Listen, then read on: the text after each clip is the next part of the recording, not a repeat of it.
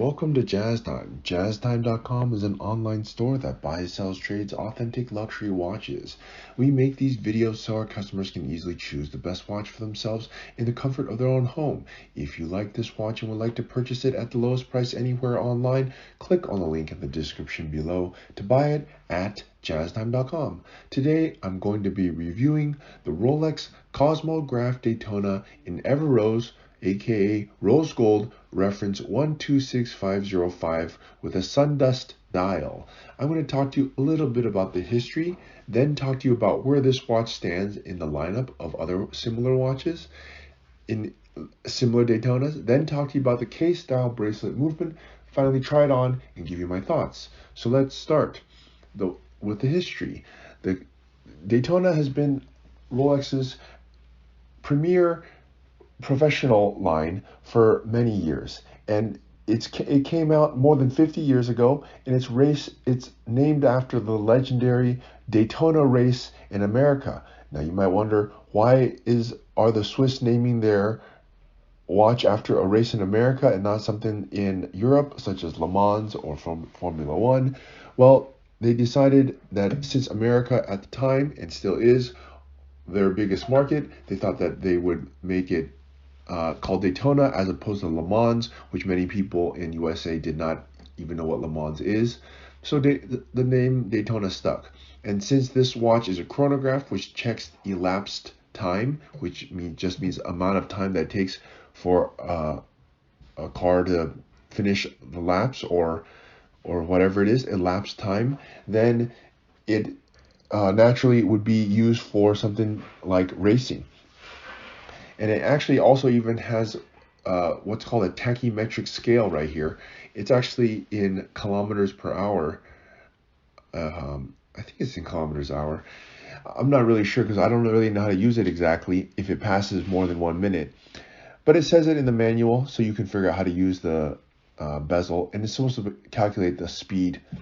I'm not really sure how many people actually use it for that, but it's there anyways. Okay, but at any rate, the Daytona is Rolex's premier professional line. They make many different kind of professional lines: Submariner, Sea Dweller, Yachtmaster, Explorer. The list goes on. But they don't. But the Daytona is their best line, and it's their most complicated line, and it's their most prestigious as well. Okay. So that's a little bit about the history of the Daytona. Let's talk about where this watch stands in the lineup of the Daytonas. Daytona is being made in almost every variation you could think of. Steel, in fact, of the professional line, the Daytona has the most number of variations. It comes in different metals: steel, steel and gold, yellow gold, rose gold, white gold, different bezel combinations, gold, all the different golds, ceramic. And it even comes with different bracelets: Oyster Bracelet or the rubber bracelet. So, and it even has different case backs. Now it has a case back that's exhibition or see-through. So it has a ton of different variations, and they even did a bunch of gemstone variations a long time ago. I want to say like 10 years ago. So the Daytona really has a lot, and it's their best professional line. Okay, that's a little bit about where it stands in the lineup. This watch is the Ever Rose Gold, so it is definitely on the higher end of their Daytonas. In terms of price, they make a steel and gold that are cheaper, but rose gold, which is what you see here, is one of the most expensive. The only thing more expensive than this is the platinum. Okay, so that's where it stands in the lineup. Now let's talk about the watch itself. And let's start with the case. The case is a 40 millimeter Oyster case, and it is much more streamlined than other professional watches that Rolex makes. And I believe the reason that they chose to put the streamlined Oyster case, when I mean streamlined, if you look at the lugs, they are curved. Why did Rolex decide to use their Oyster case for the Daytona? Well, the Daytona has racing heritage. It makes sense that you would put your most streamlined watch or case on a watch that had racing heritage. And they also do that on the Yachtmaster, which is also a racing watch. It's just a yacht racing watch as opposed to a car racing watch. But they use the same case, which makes sense. and it's 40 millimeters. It's always been 40 millimeters, and it probably always will stay 40 millimeters.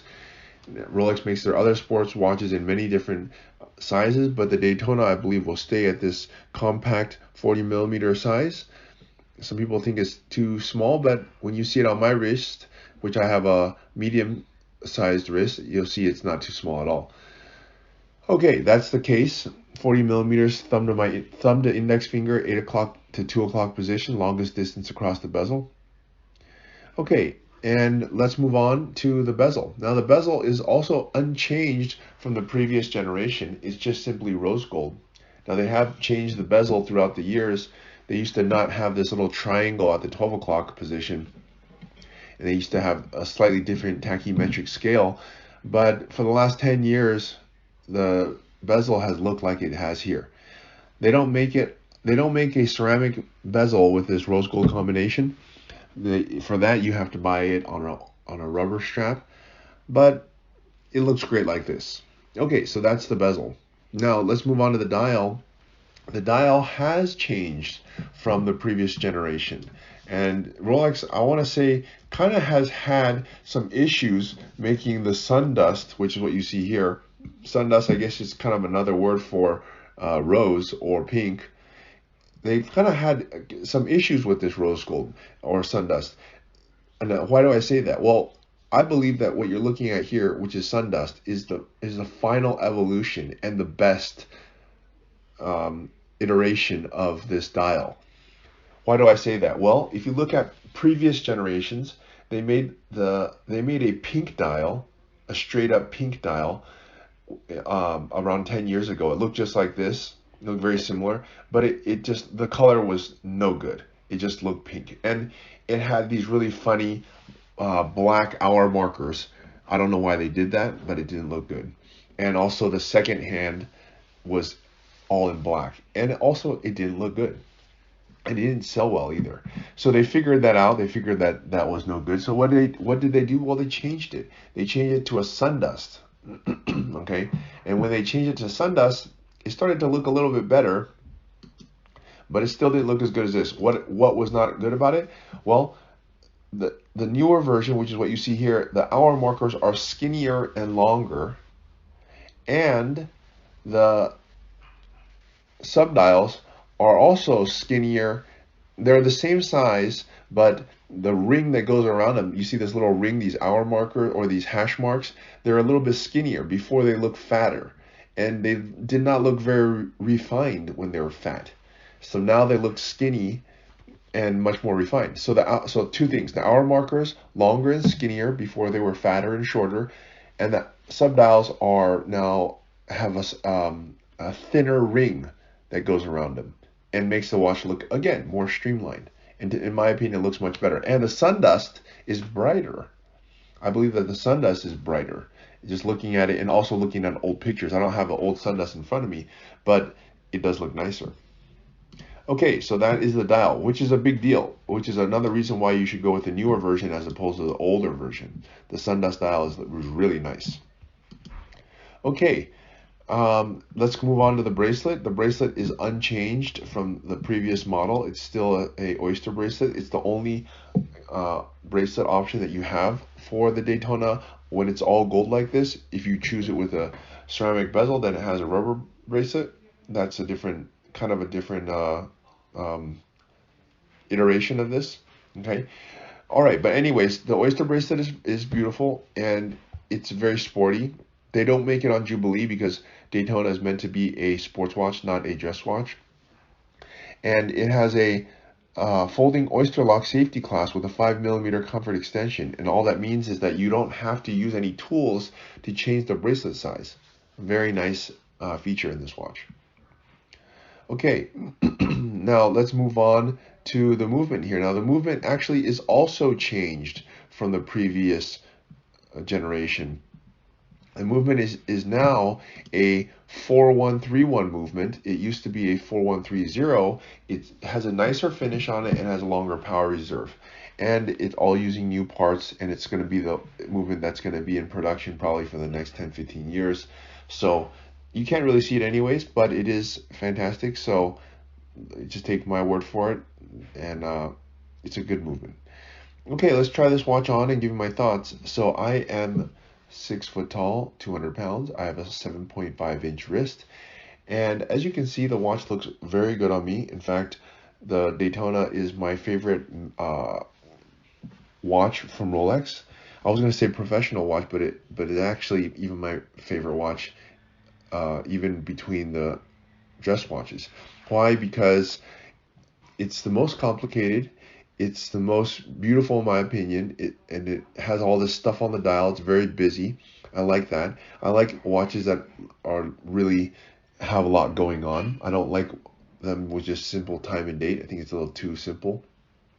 But like this, with all this craziness going on, it looks great, and it has an amazing history behind it, and it's it's the most coveted Rolex that Rolex makes, the Daytona. So for that reason, I'm going to give it 2 thumbs up. And why would I like this configuration? I actually like it in Sundust over black. I think black is nice. They make it in black, it's good. But I like it in Sundust better. I just think it blends and is more harmonious with the rest of the case than just the simple black. The black is nice. We sold quite a bit of them, but I like the Sundust for me. And they also make one other variation, which is black with diamonds. That one's nice too. I mean, they're all nice, but I'd probably have to say, if it were my money, I would be buying the Sundust. I just like that it provides a nice contrast with these black subdials, and also it looks much more harmonious with the Sundust. So anyways, if you'd like to buy this watch, click on the link in the description below to buy it at jazztime.com.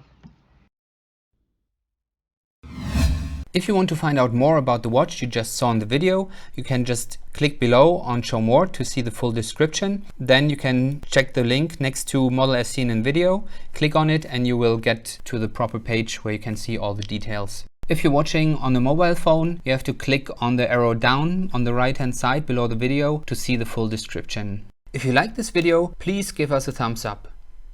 If you would like to share this video with your friends, you can use the share button below and share it on any platform you like. If you have questions, constructive feedback, want to tell us about some mistakes or misspeaks, just write a comment below. If you want to see more videos like this, you should subscribe to our channel and visit our channel page where you can find all the videos. And if you're interested in a specific watch brand, you can check out our playlists. If you want to check the price for a watch or want to buy one, remember at jazztime.com you always get a steep discount, so you should check the prices with us. If you want to know the price for a specific watch, just go to Google, type in JazzTime, plus the brand, model, and the details you're interested in, and Google will find the right page for you. Thank you for watching.